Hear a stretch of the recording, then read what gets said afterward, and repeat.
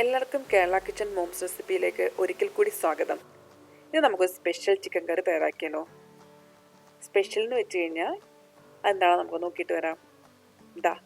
ഇത് തന്നെയാണ് അമ്മയുടെ കയ്യിലിരിക്കുന്ന കോഴിയൊക്കെ ഉണ്ടല്ലേ. ഇതൊരു പ്രത്യേക ഇനത്തിൽപ്പെട്ട കോഴിയാണ്. ഈ ടൈപ്പ് കോഴിയാണ്, അതായത് കരിങ്കോഴി എന്ന് പറയും. സാധാരണ നമ്മൾ സാധാ കോഴിയാണല്ലോ. സാധാ കോഴിയിൽ നിന്ന് കരിങ്കോഴിക്കുള്ള പ്രത്യേകത എന്ന് വെച്ച് കഴിഞ്ഞാൽ മുഴുവനും ബ്ലാക്ക് കളറായിരിക്കും. അതിൻ്റെ തൂവലും കണ്ണും അതിൻ്റെ എല്ലും മാംസവും എല്ലാം നല്ല കറുത്ത കളറായിരിക്കും. അതിനേക്കാൾ ഉപരി ഇത് ഒരുപാട് ഔഷധമൂല്യമുള്ള മാംസം അടങ്ങിയിട്ടുള്ളതാണ് കരിങ്കോഴി എന്ന് പറയുന്നത്. ആയുർവേദത്തിലൊക്കെ കരിങ്കോഴിയെക്കുറിച്ച് ധാരാളം പ്രതിപാദിച്ചിട്ടുണ്ട്. പ്രത്യേകിച്ച് ഈ കരിങ്കോഴി രസം എന്നൊക്കെ കേട്ടിട്ടില്ലേ. അങ്ങനെ ഒരുപാട് ഔഷധമൂല്യമുള്ള മാംസം അടങ്ങിയതുകൊണ്ടാണ് ഇത് ഇങ്ങനെ നമ്മൾ മരുന്നിനൊക്കെ ആയിട്ട് ഉപയോഗിക്കുന്നത്. അതുപോലെ ഈ കരിങ്കോഴിയുടെ ഈ നെയ്യ് എന്ന് പറയുന്നതും വളരെ നല്ലതാണ്.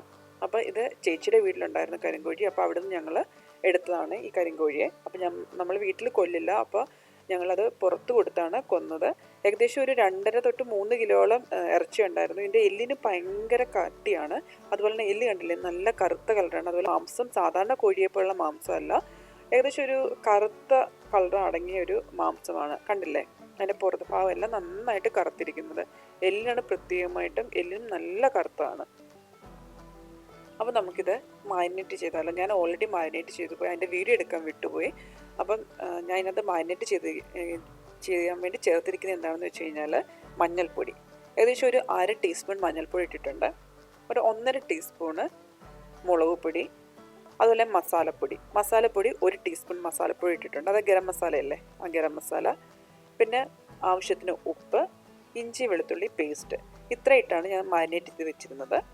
അപ്പോൾ നന്നായിട്ട് മാരിനേറ്റ് ചെയ്ത് ആ ഇറച്ചിയുടെ എല്ലാ ഭാഗത്തേക്കും പറ്റത്തേക്ക് എത്തിക്കേണ്ട, എല്ലിൻ്റെ ഒക്കെ ഭാഗത്തേക്ക് നമ്മുടെ ആ മാരിനേഷനുള്ള മസാലക്കൂട്ട് എത്തക്ക വിധത്തിൽ നല്ലതുപോലെ നമുക്കത് മാരിനേറ്റ് ചെയ്ത് വയ്ക്കാം. മാരിനേറ്റ് ചെയ്തതിന് ശേഷം നമുക്ക് ഏകദേശം ഒരു 1.5 തൊട്ട് 2 മണിക്കൂർ നേരമെങ്കിലും നമുക്കത് അടച്ചു മാറ്റി വയ്ക്കാം. നിങ്ങൾ പുറത്ത് വെക്കേണ്ട, നിങ്ങൾ ഫ്രിഡ്ജിൽ തന്നെ വെക്കുക. പുറത്ത് അധികം നേരം ഇരിക്കേണ്ട, ഫ്രിഡ്ജിൽ നിന്നും നന്നായിട്ട് ഇരിക്കുമല്ലോ. അപ്പോൾ നമുക്കിത് ഒരു 1.5 തൊട്ട് 2 മണിക്കൂർ നേരത്തേക്ക് മാരിനേറ്റ് ചെയ്യാൻ വേണ്ടി മാറ്റി വെച്ചേക്കാം. ഇനി നമുക്ക് ഇതിനകത്തേക്ക് ചേർക്കാൻ വേണ്ടി ആവശ്യമുള്ള എന്തൊക്കെയാണെന്ന് നോക്കിയിട്ട് വരാം. ഞാനിപ്പോൾ ഇതിനകത്തേക്ക് ചേർക്കുന്ന കുഞ്ഞുള്ളിയാണ്. സവാള വേണമെങ്കിൽ നിങ്ങൾക്ക് ചേർക്കാം. ഞാൻ എൻ്റെ കയ്യിൽ ഇപ്പോൾ നാട്ടിലായത് കാരണം കുഞ്ഞുള്ളി ഉണ്ടായിരുന്നു, അതുകൊണ്ട് ഞാൻ കുഞ്ഞുള്ളിയാണ് എടുത്തിരിക്കുന്നത്. ഏകദേശം ഒരു 1/2 കിലോളം കുഞ്ഞുള്ളിയുണ്ട്. പിന്നെ ഇഞ്ചിയും വെളുത്തുള്ളിയും പേസ്റ്റ്, അത് ഏകദേശം ഞാനൊരു വലിയ കൂട്ട് ഇഞ്ചിയും അതുപോലെ തന്നെ വെളുത്തുള്ളി ഒരു 10 അല്ലി വെളുത്തുള്ളി എടുത്തിട്ടുണ്ട്. അത് നന്നായിട്ട് പേസ്റ്റാക്കി വെച്ച്, അധികം പേസ്റ്റ് ആവേണ്ട, ജസ്റ്റ് ഒന്ന് ചതച്ചെടുത്താൽ മതി. പിന്നെ ഉള്ളത് തക്കാളിയാണ്. ഞാനൊരു വലിയ തക്കാളി ഇതുപോലെ കട്ട് ചെയ്തെടുത്ത് വെച്ചിട്ടുണ്ട്. പിന്നെ പച്ചമുളക് എരിക്കനുസരിച്ച് ചേർക്കാം. പിന്നെ തേങ്ങാക്കൊത്ത് ഇച്ചിരി കൂടുതലായിട്ട് ചേർത്തുള്ളൂ, നല്ല ടേസ്റ്റ് കിട്ടും. പിന്നെ ആവശ്യത്തിന് കറിവേപ്പില. അപ്പോൾ ഇത്രയാണ് നമ്മൾ ഇതിനകത്തേക്ക് ചേർക്കാൻ വേണ്ടി ആവശ്യമുള്ളത്. അപ്പോൾ നമ്മൾ ഓൾറെഡി മാരിനേറ്റ് ചെയ്യാൻ വേണ്ടി ചിക്കൻ വെച്ചിട്ടുണ്ടായിരുന്നു. ഇപ്പോൾ ഏകദേശം ഒരു 2 മണിക്കൂർ ആയിട്ടുണ്ട്. ഇതിപ്പോൾ നന്നായിട്ട് മസാലയൊക്കെ എല്ലായിടത്തും പിടിച്ചിട്ടുണ്ട്. കണ്ടില്ലേ, കാണുമ്പോൾ തന്നെ അറിയാമല്ലോ, മസാല എല്ലാ ഭാഗത്തേക്കും നന്നായിട്ട് പിടിച്ചിട്ടുണ്ട്. കണ്ടില്ല, ചിക്കൻ്റെ ആ കറുത്ത ഭാഗം കാണുന്നില്ല, നന്നായിട്ട് കാണാൻ പറ്റുന്നുണ്ട്. ചിക്കൻ്റെ എല്ലിനകത്തൊക്കെ ഉള്ള കറുത്ത കളർ, ഇതാണ് കരിങ്കോഴിയുടെ പ്രത്യേകത എന്ന് പറയുന്നത്. ഇനി നമുക്ക് ഇതിനകത്തേക്ക് ചേർക്കാനുള്ള മസാലകൾ എന്തൊക്കെയാണ്? സാധാരണ നമ്മൾ കോഴിക്ക് ചേർക്കുന്ന അതേ മസാലകൾ തന്നെ: മഞ്ഞൾപ്പൊടി, മല്ലിപ്പൊടി, മുളക് പൊടി, കുരുമുളക് പൊടി, അതുപോലെ തന്നെ മസാലപ്പൊടി. ഞാൻ മാരിനേറ്റ് ചെയ്തപ്പോൾ കുരുമുളക് പൊടി ചേർത്താണ് ഞാൻ വിട്ടുപോയി പറയാൻ. മാരിനേറ്റ് ചെയ്തപ്പോൾ ഞാൻ മുളക് പൊടി, കുരുമുളക് പൊടി, മഞ്ഞൾപ്പൊടി, മസാലപ്പൊടി, പിന്നെ ആവശ്യത്തിന് ഉപ്പ്, ഇത്രയാണ് ഞാൻ ചേർത്തിരുന്നത് മാരിനേറ്റ് ചെയ്യാൻ വേണ്ടി. അപ്പോൾ നമ്മൾ കറി വെക്കാൻ വേണ്ടി ഒരു വലിയ പാത്രം, അടികട്ടിയുള്ളൊരു പാത്രം നമുക്ക് അടുപ്പത്ത് ചൂടാക്കാം. ഞാനിപ്പോൾ ഒരു ഓട്ടുരുളിയാണ് ഇവിടെ ചൂടാക്കിയിരിക്കുന്നത്. ഓട്ടുരുളി വെക്കുകയാണെങ്കിൽ പ്രത്യേക ടേസ്റ്റ് ആയിരിക്കും നമ്മുടെ കറിക്ക്. അപ്പോൾ നിങ്ങൾക്ക് കയ്യിൽ ഏത് പാത്രമാണുള്ള ആ പാത്രം വെച്ച് ചൂടാക്കുക. പ്രത്യേകിച്ച് അടികട്ടിയുള്ള പാത്രം ചൂടാക്കുന്നതായിരിക്കും ഏറ്റവും നല്ലത്. അപ്പോൾ അതിനകത്തേക്ക് ഞാൻ കുറച്ച് വെളിച്ചെണ്ണ ഒഴിച്ചു കൊടുത്തിട്ടുണ്ട്. വെളിച്ചെണ്ണ നന്നായിട്ട് ചൂടായി വരുമ്പോഴത്തേക്ക് നമുക്ക് കടു ഇട്ട് കൊടുക്കാം. കടു നന്നായിട്ട് പൊട്ടി വരുമ്പോഴത്തേക്ക് ബാക്കിയുള്ള സാധനം നമുക്കിതിനകത്തേക്ക് ചേർത്ത് കൊടുക്കാം. അപ്പോൾ എപ്പോഴും നിങ്ങൾ വെളിച്ചെണ്ണയിൽ തന്നെ ഈ കറി തയ്യാറാക്കാൻ വേണ്ടി ശ്രമിക്കുക, കാരണം വെളിച്ചെണ്ണയിലാകുമ്പോൾ നല്ലൊരു ടേസ്റ്റ് ആയിരിക്കും. ഇപ്പോൾ നമ്മുടെ കടുവും പൊട്ടി വന്നിട്ടുണ്ട്. ഇനി നമ്മൾ അരിഞ്ഞു വെച്ചിരിക്കുന്ന തേങ്ങാക്കൊത്തുണ്ടല്ലോ, അത് നമുക്കിതിനകത്തേക്ക് ഇട്ട് കൊടുക്കാം. എപ്പോഴും നമ്മൾ തേങ്ങാക്കൊത്തിടുമ്പോൾ ആദ്യം എണ്ണയിൽ തേങ്ങാക്കൊത്ത് ഇട്ടൊന്ന് മൂപ്പിക്കണം, എന്നാലേ തേങ്ങാക്കൊത്ത് നന്നായിട്ട് മൂത്ത് കിട്ടത്തുള്ളൂ. അല്ലെങ്കിൽ അതിന് നമ്മൾ സാധാരണ എല്ലാം ഇട്ടിട്ട് മസാലക്കൂട്ടൊക്കെ ഇട്ടിട്ട് തേങ്ങാക്കൊത്തിടുവാണെങ്കിൽ നന്നായിട്ട് മൂത്ത് കിട്ടത്തില്ല. അപ്പോൾ എപ്പോഴും എണ്ണയ്ക്കകത്ത് ആദ്യം തന്നെ തേങ്ങാക്കൊത്തിട്ടുക.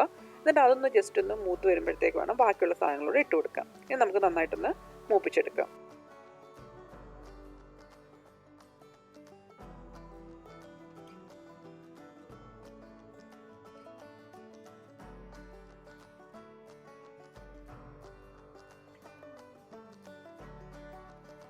ഇപ്പം നമ്മുടെ തേങ്ങ കണ്ടില്ലേ നന്നായിട്ട് മൂത്ത് വന്നിട്ടുണ്ട്, ഒരു ബ്രൗൺ നിറമായി വന്നിട്ടില്ലേ. അപ്പോൾ ഈ സമയത്ത് വേണം നമ്മൾ അരിഞ്ഞു വെച്ചിരുന്ന ചെറിയ ഉള്ളി, കുഞ്ഞുള്ളി, അല്ലെങ്കിൽ എന്താ പറയുക ചുവന്നുള്ളി അങ്ങനെയൊക്കെ പറയുന്നില്ലേ. അപ്പം ഞാൻ എല്ലാ പേരും പറയാറുണ്ട്. അപ്പോൾ അത് നമുക്കിതിനകത്തേക്ക് ഇട്ട് കൊടുക്കാം. ഇനി നമുക്കതിട്ട് നന്നായിട്ടൊന്ന് വഴറ്റിയെടുക്കാം. അപ്പോൾ വഴറ്റുന്ന സമയത്ത് കുറച്ച് ഉപ്പൂടെ ചേർത്ത് വഴറ്റുകയാണെങ്കിൽ പെട്ടെന്ന് തന്നെ നമ്മുടെ ഉള്ളി വഴന്ന് കിട്ടും. അപ്പോൾ നമുക്ക് ഉള്ളി കുറച്ച് ഉപ്പൂടെ ഇട്ട് കൊടുത്തതിന് ശേഷം നന്നായിട്ട് വഴറ്റിയെടുക്കാം.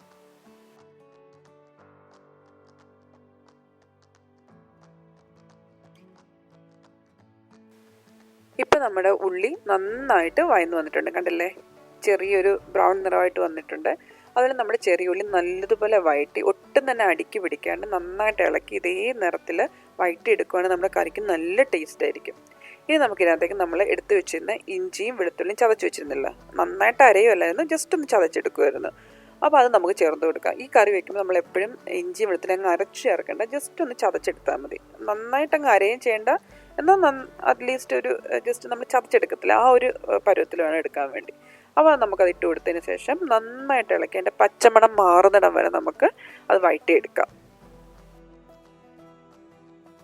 ഇപ്പം നമ്മുടെ ഇഞ്ചിയുടെയും വെളുത്തുള്ളിയുടെയും ഒക്കെ പച്ചമണമൊക്കെ നന്നായിട്ട് മാറിയിട്ടുണ്ട്, നന്നായിട്ട് വഴന്ന് വന്നിട്ടുണ്ട്. ഇനി നമുക്ക് അരിഞ്ഞു വെച്ചിരുന്ന തക്കാളി ഇതിനകത്തേക്ക് ഇട്ട് കൊടുക്കാം. തക്കാളി ഞാൻ ചെറുതായിട്ടൊന്നും അല്ല അരിഞ്ഞേക്കുന്നത്, ഇതുപോലെ ചെറിയ ഇങ്ങനെ കഷ്ണമായിട്ട് കുഞ്ഞു ചതുര കഷ്ണമായിട്ടാണ് അരിഞ്ഞേക്കുന്നത്. അപ്പോൾ ആ തക്കാളിയും അതുപോലെ തന്നെ നമ്മുടെ പച്ചമുളകോട് നമുക്കിതിനകത്തേക്ക് ഇട്ട് കൊടുക്കാം.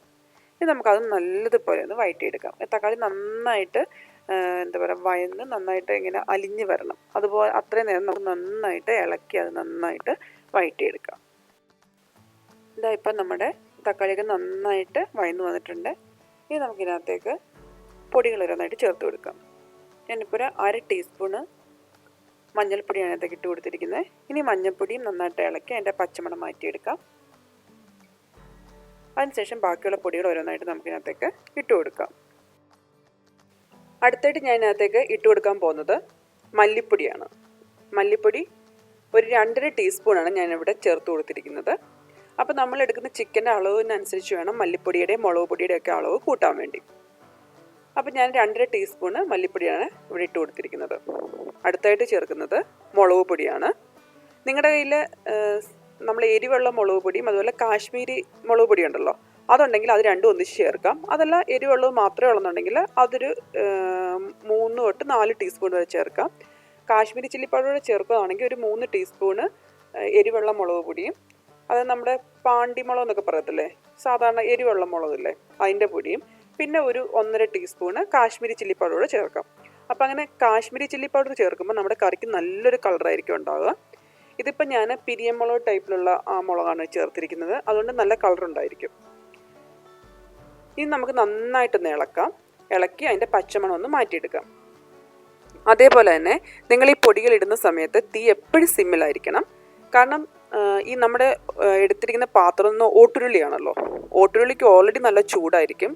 അപ്പം ഈ പൊടികളൊക്കെ കരിഞ്ഞു പോകാനുള്ള ചാൻസ് ഉണ്ട്. അതുകൊണ്ട് കൈ എടുക്കാണ്ട് തന്നെ നന്നായിട്ട് നമ്മൾ ഇളക്കിക്കൊണ്ടിരിക്കണം. ഇപ്പം ഞാൻ അടുത്തായിട്ട് ചേർത്ത് കൊടുത്തിരിക്കുന്നത് മസാലയാണ്. ഞാനൊരു 2 ടീസ്പൂണ് മസാലപ്പൊടി ചേർത്ത് കൊടുത്തിട്ടുണ്ട്. ഇനി നമുക്ക് നന്നായിട്ട് ഇളക്കി മസാലയൊക്കെ നന്നായിട്ടൊന്ന് മൂപ്പിച്ച് നമ്മുടെ ആ തക്കാളിയും ഉള്ളിയൊക്കെ അല്ലേ അതിനകത്തേക്ക് നന്നായിട്ട് നമുക്കത് യോജിപ്പിച്ച് കൊടുക്കാം. ഇപ്പം നമ്മുടെ മസാലയൊക്കെ നന്നായിട്ടായിട്ടുണ്ട്. അല്ല നമ്മുടെ ഉള്ളിയും നമ്മൾ ഇട്ട് കൊടുത്ത തക്കാളിയും ഒക്കെ നന്നായിട്ട് വഴന്ന് വന്നിട്ടുണ്ട്. നമ്മുടെ ഇട്ട് കൊടുത്തിരുന്ന ആ പൊടികളൊക്കെ നന്നായിട്ട് മൂത്തിട്ടുണ്ട്. ഇനി നമുക്ക് നേരത്തെ മാരിനേറ്റ് ചെയ്ത് വെച്ചിരുന്ന ചിക്കൻ ഉണ്ടല്ലോ, അത് നമുക്ക് ഈ സമയത്ത് ഇട്ട് കൊടുക്കാം. ഇട്ട് കൊടുത്തതിന് ശേഷം നന്നായിട്ടൊന്ന് ഇളക്കി ആ മസാലയൊക്കെ നന്നായിട്ടൊന്ന് യോജിപ്പിച്ചെടുക്കാം. അപ്പോൾ ഞാൻ അങ്ങനെ ഇളക്കുന്നതിൻ്റെ വീഡിയോ എൻ്റെ നിന്ന് മിസ്സായിപ്പോയി. അപ്പോൾ നന്നായിട്ട് ഇളക്കി നമ്മുടെ ചിക്കനെല്ലാം ഒന്നുകൂടെ ഒന്ന് കൂട്ടി യോജിപ്പിച്ച് വെച്ചിട്ട് കുറച്ച് കറിവേപ്പിലയും കൂടി ഞാൻ അതിൻ്റെ മുകളിലേക്ക് ഇട്ട് കൊടുത്തിരുന്നു. എന്നിട്ട് ഞാൻ അടച്ചു വെച്ചാണ് വേവിച്ചത്. ഒട്ടും തന്നെ ഞാൻ വെള്ളം ചേർത്തിട്ടില്ലായിരുന്നു. ഇപ്പോൾ ഒരു അടച്ചു വെച്ചൊരു 12 മിനിറ്റ് ആയിട്ടുണ്ട്. കണ്ടില്ലേ, ചിക്കനകത്തു നിന്ന് ഇങ്ങോട്ട് വെള്ളം ഇറങ്ങി വരുന്നുണ്ട്. അതുപോലെ ഈ ചിക്കൻ്റെ പ്രത്യേകത എന്ന് പറഞ്ഞു കഴിഞ്ഞാൽ ഇതിനകത്ത് നന്നായിട്ട് നെയ്യുള്ള ചിക്കനാണ്. കരിങ്കോഴിയുടെ നെയ്യ് എന്ന് പറഞ്ഞാൽ തന്നെ ഭയങ്കര ഔഷധമൂല്യമുള്ളൊരു നെയ്യാണ്. അപ്പം ആ നെയ്യിൽ കിടന്നാണ് നമ്മുടെ ഈ ചിക്കൻ വേവുന്നത്. കൂടുതലും വെള്ളത്തേക്കായി കൂടുതലും അതിനകത്ത് നെയ്യാണ് ഇറങ്ങി വരുന്നത്. കണ്ടില്ലേ? അതുകൊണ്ട് തന്നെ ഈ ചാറിനൊരു പ്രത്യേക ടേസ്റ്റ് ആയിരിക്കും. ഇപ്പം ഞാൻ അടച്ചു വെച്ചിട്ടൊരു 10 മിനിറ്റാണ് ആയത്. ഇത് നമുക്ക് ജസ്റ്റ് ഒന്നുകൂടെ ഒന്ന് ഇളക്കി എല്ലാ ഭാഗത്തും നന്നായിട്ടൊന്ന് യോജിപ്പിച്ച് കൊടുക്കാം. കാരണം വെള്ളമായിട്ട് കിടക്കുന്നത് കണ്ടില്ലേ? ആ നെയ്യും ആ ഭാഗമൊക്കെ അടിയിലാണല്ലോ വന്നേക്കുന്നത്. അപ്പം മുകൾ ഭാഗത്തേക്കൊന്ന് വരണമല്ലോ. അതുകൊണ്ട് ജസ്റ്റ് നമുക്ക് ഒന്ന് ഇളക്കി ഒന്ന് കൊടുക്കാം. എന്തായാലും ചിക്കൻ ഒട്ടും തന്നെ പൊടിഞ്ഞു പോകത്തില്ല ഇളക്കുമ്പോൾ. കാരണം ഈ ചിക്കന് ഭയങ്കര കട്ടിയാണ്. നന്നായിട്ട് വേവിച്ചാൽ മാത്രമേ ചിക്കൻ നല്ല സോഫ്റ്റായിട്ട് വരത്തുള്ളൂ. നമ്മൾ സാധാരണ ബ്രോയിലർ കോഴിയൊക്കെ വാങ്ങുമ്പോൾ ജസ്റ്റ് ഒന്ന് ഇളക്കുമ്പോൾ തന്നെ ചിക്കന് ഇങ്ങനെ പൊടിഞ്ഞു പോകുമല്ലോ. ഈ ടൈപ്പ് കോഴി, അത് നമ്മൾ പ്രത്യേകിച്ച് നാടൻ കോഴിക്ക് അങ്ങനെ നമ്മുടെ ചിക്കനൊന്നും പെട്ടെന്ന് പൊടിഞ്ഞു പോകത്തില്ല. ശരിക്കും ഒരു അരമണിക്കൂർ നേരമെങ്കിലും നന്നായിട്ട് വേവിച്ചാൽ മാത്രമേ നമ്മുടെ ചിക്കൻ നന്നായിട്ട് വെന്ത് കിട്ടത്തുള്ളൂ. അപ്പോൾ ഇനി നമുക്ക് ഒന്നുകൂടെ ഒന്ന് അടച്ചു വെച്ച് നമുക്ക് നന്നായിട്ടൊന്ന് വേവിച്ചെടുക്കാം. ഇപ്പം നമ്മൾ അടച്ചു വെച്ചിട്ട് ഏകദേശം ഒരു 15 മിനിറ്റ് കഴിഞ്ഞിട്ടുണ്ട്. നമുക്ക് തുറന്നു നോക്കാം. കണ്ടില്ലേ? നമ്മുടെ ചിക്കനൊക്കെ ഏകദേശം നന്നായിട്ട് വെന്ത് വന്നിട്ടുണ്ട്. അതിനകത്തുനിന്ന് നന്നായിട്ട് വെള്ളവും നെയ്യും ഒക്കെ നന്നായിട്ട് ഇറങ്ങി വന്നിട്ടുണ്ട്. അപ്പോൾ നിങ്ങൾ കാണുമ്പോൾ വിചാരിക്കും ഞാൻ വീണ്ടും വെള്ളം ഒഴിച്ചു കൊടുത്തു എന്ന്. ഞാൻ ഒട്ടും തന്നെ വെള്ളം അതിനകത്തേക്ക് ചേർത്ത് കൊടുത്തിട്ടില്ല. നമ്മൾ ആദ്യം കടു വറുത്ത സമയത്ത് ഒഴിച്ചു കൊടുത്ത വെളിച്ചെണ്ണ മാത്രമേ നമ്മൾ ഒഴിച്ചു കൊടുത്തിട്ടുള്ളൂ. ഒട്ടും തന്നെ വെളിച്ചെണ്ണ നമ്മളിതിനകത്ത് ചേർത്ത് കൊടുത്തിട്ടില്ല. കണ്ടില്ലേ? ഈ കാണുന്നതൊക്കെ ആ മീറ്റിൽ നിന്ന് ഇറങ്ങി വന്ന നെയ്യാണ്. കരിങ്കോഴിക്ക് ധാരാളം നെയ്യ് അടങ്ങിയിട്ടുണ്ടെന്ന് ഞാൻ ആദ്യമേ പറഞ്ഞിരുന്നുവല്ലോ. ഈ നെയ്യ് എന്ന് പറഞ്ഞാൽ നല്ല ഔഷധമൂല്യമുള്ള ആണ് ഈ കരിങ്കോഴിയുടെ നെയ്യ് എന്ന് പറയുന്നത് തന്നെ. അതുപോലെ തന്നെ കരിങ്കോഴിയുടെ നെയ്ക്ക്, അതായത് കരിങ്കോഴിയുടെ മാംസത്തിന് കൊളസ്ട്രോളിൻ്റെ അളവ് വളരെ കുറവാണ്. അതുപോലെ തന്നെ പ്രോട്ടീൻ്റെ അളവ് വളരെ കൂടുതലുമാണ്. അതുകൊണ്ട് നിങ്ങൾ വിചാരിക്കരുത് ഇത്രയും കണ്ടിട്ട് ഇത് കഴിക്കുമ്പോൾ കൊളസ്ട്രോളൊക്കെ കൂടുതലോ എന്ന് പേടിക്കൊന്നും വേണ്ട. അതുപോലെ ഈ ഡയറ്റൊക്കെ ചെയ്യുന്നവർക്ക് ഏറ്റവും നല്ലൊരു മീറ്റ് എന്ന് പറയുന്നതാണ് ഈ കരിങ്കോഴി എന്ന് പറയുന്നത്. അപ്പോൾ നമുക്ക് ജസ്റ്റ് ഒന്നുകൂടെ ഒന്ന് ഇളക്കി വെക്കാം. ഇളക്കിയിട്ട് കുറച്ച് നല്ല ഫ്രഷ് ആയിട്ടുള്ള കറിവേപ്പിലയും കൂടി ഇതിൻ്റെ മുകളിലേക്ക് ഇട്ട് കൊടുക്കാം. എന്നിട്ട് നമുക്ക് ഒരു മൂടി വെച്ച് അടച്ചു വെച്ചിട്ട് ഒരു 5 മിനിറ്റ് നേരം കൂടെ ഒന്ന് തിളപ്പിച്ചെടുക്കാം. അതിനുശേഷം നമ്മുടെ തീയ് ഓഫ് ചെയ്ത് വെക്കാം. ഓഫ് ചെയ്തതിന് ശേഷം നമുക്ക് ഇത് പിന്നെ എളുപ്പം തന്നെ തുറന്നു നോക്കണ്ട. ഒരു 10-15 മിനിറ്റ് കഴിഞ്ഞതിന് ശേഷം നമുക്ക് തുറന്നു നോക്കിയാൽ മതി. അപ്പോഴേ ആ കറിവേപ്പില ഫ്ലേവറും ഒക്കെ ആ കറിക്ക് നന്നായിട്ട് കിട്ടത്തുള്ളൂ. അതുപോലെ ഇരിക്കുന്ന വെള്ളമൊക്കെ നന്നായിട്ട് വറ്റി നമ്മുടെ ചാറ് നന്നായിട്ട് കുറുകി വരും. അപ്പോൾ ഇത്രയേ ഉള്ളൂ. വളരെ എളുപ്പം തയ്യാറാക്കാൻ പറ്റുന്ന ഒരു വിഭവമാണ് ഈ കരിങ്കോഴി എന്ന് പറയുന്നത്. എളുപ്പം എന്ന് പറയാൻ പറ്റില്ല കേട്ടോ. ഒരു അരമണിക്കൂർ, മാക്സിമം ഒരു അരമണിക്കൂറെങ്കിലും വേണ്ടി വരും. അപ്പോൾ അരമണിക്കൂർ കൊണ്ടേ നമ്മുടെ ഈ മീറ്റ് നന്നായിട്ട് വെന്ത് കിട്ടത്തുള്ളൂ. അതുപോലെ ഈ ചിക്കൻ്റെ പ്രത്യേകത എന്ന് പറഞ്ഞു കഴിഞ്ഞാൽ നമ്മുടെ എല്ലുണ്ടല്ലോ, അതിൻ്റെ ആ എല്ലിന് ഭയങ്കര കട്ടിയായിരിക്കും.